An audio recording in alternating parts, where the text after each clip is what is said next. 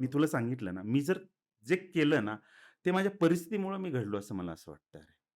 ते जर केलं नसतं ना, तर मला माहीत होतं ना, मी माझ्या वडिलांच्या तिथंच दुकानातच बसायला लागलं असतं ते हं. पुड्या बांधत नाही का. आणि तेच माझं भविष्य होतं, जर शिकलो नसतो तर. आणि मग ते 12वी झाली. 12वी मध्ये नाही अनफॉर्च्युनेट नाही झालं. आणि मग त्याच्यानंतर accidentally I am in the IT now. Okay. आणि बसलो अरे, बसल्याच्या नंतर माझ्या वडिलांनी अजून तळमळ बघ, बापाची तळमळ कशी असते. वडिलांनी काय केलं, आता ते माझे फार जवळचे मित्र आहेत. त्यांची एक संस्था आहे. डी-एडची संस्था आहे. आणि ते त्यांच्याकडे परस्पऱ्या गेले हं. आणि त्यांनी ₹3,00,000 तिथं भरले. डी-एडला नंबर लावण्यासाठी. बरं. पेड. ₹3,00,000 भरले आणि बाकीचा काय व्यवहार झाला आणि मला सांगितलं, की टी-सी काढून आण हं. आणि तिकडे मी जाऊन बोललोय. मी आणि त्यांचा एक मित्र होता. हं. मामा म्हणतो मी त्यांना. अनु-मामा होते. दोघांनी जाऊन पैसे भरून आले दोघांनी 3-3 लाख आणि म्हटले, की "आता उद्यापासून तुम्हाला डी-एडला तुम्ही हं. मास्टर व्हायचं." म्हटलं, "मी पैसे भरून मी डी-एड करणार नाही. हं. तुम्हाला डी-एड जर व्हायचं असेल, तुम्ही जावा आणि तुम्ही करा." ह्या भाषेत मी. मी म्हणलं ते मित्रांचं दोघांचं म्हणलं, "अरे येडं पोरगं मास्तर व्हायचं नाही म्हणालं." मी म्हटलं, "नाही ना अण्णा, पैसे भरून कसं करणार ना? आपण ₹3,00,000 गुंतवून जर डी-एड जर करायचं असेल, तर ते माझा नंबर लागला असता ना. तर ते आपली ती कुवतच नाहीये आणि पैसे कशा पद्धतीने ते उभे करतात ते मी बघतोय ना. बघूयात, लेट इट बी. भविष्यात बघूयात काय करता आलं. आणि मला त्यावेळेस खरंच माहीत नव्हतं पुढे काय करायचं, काय नाही ते. आणि असंच बसलेलो मी. असं पार म्हणतो आम्ही आमच्या मंदिर पारावर बसलो. एकदा माझा मित्र आहे विलास राजुरे. हं. आता तो बीडला चांगल्या हुद्द्यावरती आहे. आणि तो आला आणि म्हणला, "अरे, बघा फार इंटरेस्टिंग आहे अरे." आणि तो म्हणला, "अरे," त्याला नाद होता वाचायचा, पेपर वाचायचा. अरे म्हणलं, "एक रामदास एक न्यूज आली पेपरवरती आणि बी-सी-ए नावाचा एक कोर्स आला, हं. बी-सी-ए. हं. हा एक नवीन कोर्स आलाय आणि तो कोर्स केल्याच्या नंतर आपल्याला एम-एस-सी-आय-टी करायची गरज नाही." हं. आणि तोपर्यंत मी एम-एस-सी-आय-टी केली नव्हती. मला हं. म्हणजे इच्छा होती, हं. पण काही करायची गरज वाटली नाही. म्हणजे ते it's not part of my syllabus किंवा तितके पैसे काय 1000-1500 फीस असेल, ते तर का घालायचे? ते मी केलं नव्हतं. आणि म्हटलं, "यार, आपल्याला कॉम्प्युटर हाताळायला मिळतोय." हं. पहिला मुद्दा. आणि मी त्याला त्याला म्हणजे त्याला विचारलं, की "ह्याच्यावर एक्झाम वगैरे, परीक्षा वगैरे काय आहे?" "अरे, सगळं कॉम्प्युटरवरती असतं. हं. काय करायची गरज नाही आपल्याला." "मग कुठे ॲडमिशन?" "आपल्याच कॉलेजला, हं. अहमदपूरला." त्याच कॉलेजला. जिथनं माझी 12वी झाली, अच्छा. क्या तिथंच. क्या बात है! अरे म्हणलं, "ठीक आहे, चल." आणि तो आणि मी हं. दोघांनी जाऊन ॲडमिशन घेतलं. तुला सांगतो अक्षय, अरे अजूनही मला म्हणजे आमचे FoxPro नावाचं एक डेटाबेस होतं. हं. ते FoxProचं सर यायचे, कदम सर म्हणून होते. ते यायचे आणि मी C++चं बुक उघडून बसायचो अरे. म्हणजे ते इंग्लिशमध्येच ना, सगळा सिलेबस इंग्लिशमध्ये आणि तो सांगतोय काय हेच कळायचं नाही. म्हणजे एक शिक्षक मल्टिपल सब्जेक्ट घ्यायचे. हं. नेमकं तो शिकवतोय काय? हे हं. कळायचंच नाही अरे मला. पण तो 11वी-12वीचा जो बेस होता ना, रट्टा मारणे ज्याला हं. म्हणतो आम्ही. ते आम्ही काय करायचो, आम्हाला ते स्किलच आहे. लातूर पॅटर्नच्या मुलांना ते स्किल आहे. तुम्ही परीक्षा कशी द्यायची ती अक्कल त्या मुलांकडे आहे. हं. परीक्षा कशी लिहायची?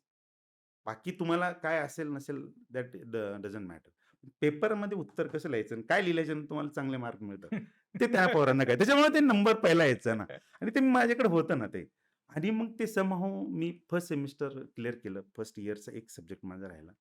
आणि त्याच्यानंतर मी म्हटलं, "यार यहाँ पे कोई फ्युचर नहीं है." कारण मुलं कमी होते. लेक्चर व्हायचे नाही. हं. त्याच्यानंतर मग मी माझ्या जिल्ह्याच्या ठिकाणी गेलो आणि तिथं गेल्याच्या नंतर 3rd इयर झालं. तिथं गेल्याच्या नंतर बी-सी-एच्या नंतर काय करायचं हे माहीत नव्हतं मला. हं. आणि 3rd इयरची एक्झाम झाल्याच्या नंतर I started preparing for the MCA and MBA. हं. That time I asked my teacher or my seniors, की ह्याच्यानंतर काय असतं आता? बी-सी-ए झालं, आता ह्याच्यापुढे काय? ते म्हणले तेव्हा एम-सी-ए. हे नव्हतं, काय म्हणतात त्याला, प्लेसमेंट्स वगैरे? होतं ना, माझं त्यावेळेस प्लेसमेंटचा किस्सा हं. काय. त्यावेळेस काय होतं, की कुठली हं. सिंटेल सिंटेल कंपनी आलेली त्यावेळेस तिथं. आणि मी ते ॲप्टिट्यूड वगैरेमध्ये मी आलेलो आणि बरेच विद्यार्थी होते. 2-3 शाहू कॉलेज वगैरे 2-3 असे होते आणि त्याच्यामध्ये अ, ते स्क्रुटिनी करून मुलं काहीतरी सॉर्ट आउट केलं. आणि ते मी नाव विसरलो यार. आज आत्तापर्यंत मला त्या एचआरचं नाव मला आठवणीत होतं. आणि आणि त्यांनी मला इंटरव्ह्यूला बोलावलं. I got selected for the interview round. हं. Okay. And that is one is interview and that is final round. Okay. Either you are in or out. आणि तो मला आला आणि त्यांनी मला विचारलं, प्रश्न काहीतरी विचारला आणि मी कॉन्फिडन्समध्ये काहीतरी सांगत होतो. कॉन्फिडन्स होता. हं, मला भाषा माहीत नव्हती. पण हं, कॉन्फिडन्स फुल नाही का. आणि मी त्याला काहीतरी सांगितलं आणि माझे शिक्षक होते ते तिथं साइडलाच होते. आणि नंतर आय रिअलाइज की ते म्हणजे मला असं वाटलं की मी जे बोलतोय ते हं, त्याला पटतंय. नाही का. हं. असं तुला कसं वाटतं की हा काहीतरी सांगतोय, आतनं सांगतोय. आपल्याला भाव कळतात ना चेहऱ्यावरचे. त्याला काहीतरी समजतंय, उमजतंय असं मला वाटायचं. आणि नंतर ते इंटरव्ह्यू झाला आय गॉट रिजेक्टेड देअर. हं. आणि नंतर ते मास्तर म्हणला, "अरे काही बोलत होता रे तू? इंग्लिश तुला काही काही बोलशील काय? काही बोलशील?" अरे म्हणलं, "मी तर चांगलं तरी बोललो होतो." "हां, हां." तर बोलला. अरे म्हणलं, "असंच असतं ते." आता मी माझ्या कंपनीमध्ये इंटरव्ह्यू पॅनलवरती आहे. मी हं. कॅम्पसला जातो. मी पोरांचे इंटरव्ह्यू घेतो. त्यावेळेस ते मला ती ती सिच्युएशन हां, म्हणजे जर्नी कशी आहे हां, तो सिंटलमध्ये मला बोलता येत नव्हतं. I was not able to introduce myself. तिथपासून मी आय-आय-टीच्या पोरांचे इंटरव्ह्यू घेत होतो बरं. माझ्या कंपनीमध्ये. I am on the panel. मी आय-आय-टीच्या पोरांचे इंटरव्ह्यू घेतो. ही जी जर्नी आहे ना, ही फार मस्त आहे रे. म्हणजे माझं मलाच मी मस्त आहे माझ्यामध्ये. बाकी असो नसो, जे आहे ते फार मस्त आहे. फार मस्त. कुठलंही असू दे. आणि त्याच्यामुळं मग ते त्याच्यानंतर ते फायनल इयरला ठरलं, की आता काय करायचं? मग त्यावेळेस मला सांगितलं, की एम-सी-ए जर केलास तर you will be a engineer. हं, आणि एम-बी-ए केला. एम-बी-ए मीन्स काय? मास्टर आहेत आणि तुला ते मॅनेजर वगैरे करतील. हं, तेव्हाही सीनियर पण माझ्यासारखेच असतील. मग म्हणलं मॅनेजर मोठा का इंजिनिअर मोठा? हं, म्हणला मॅनेजर मोठा. मग हं. आपल्याला मॅनेजर व्हायचंय.